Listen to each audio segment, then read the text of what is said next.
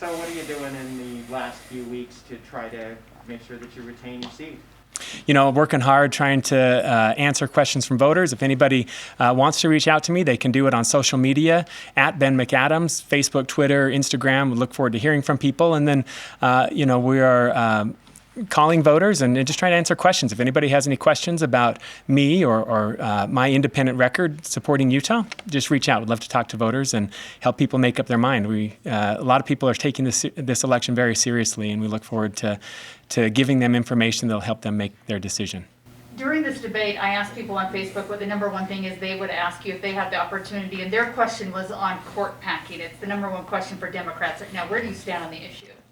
Look, I don't support that, but I think, first of all, I think we have to recognize that the court has become far too political, and that's unfortunate. That's to the detriment of our country, and it's to the detriment of the legitimacy of the court. So I hope Republicans and Democrats, start to dial down the divisive rhetoric and partisanship and not let it further infect the Supreme Court. We need the court to be a neutral and nonpartisan arbiter of so many important decisions, and it's become far too political. In fact, it was only 20 years ago that Orrin Hatch voted for the confirmation of Ruth Bader Ginsburg, who received 97 votes out of 100, and Justice Scalia got 98 votes. So I look forward to returning to a day where we look at the court not as a weapon or a tool of either political party, but to really instill in the court the dignity and neutrality that the court should have under the Constitution.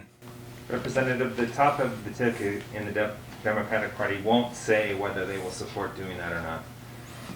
Does that trouble you? Should they come out and be transparent with the voters about what their take is on that? I think it's always important to give voters straight answers to questions they have. That's always how I've tried to operate, is to be accessible and allow people to ask me questions and to get straight answers from me. And they can engage with me. And I think that's important. As people are weighing their decisions, they want to know the factors that are going to influence their decision, and would encourage people to reach out and ask questions to me. You could be a crucial vote in the House potentially down the road. If you support staying at 9, how will you fight,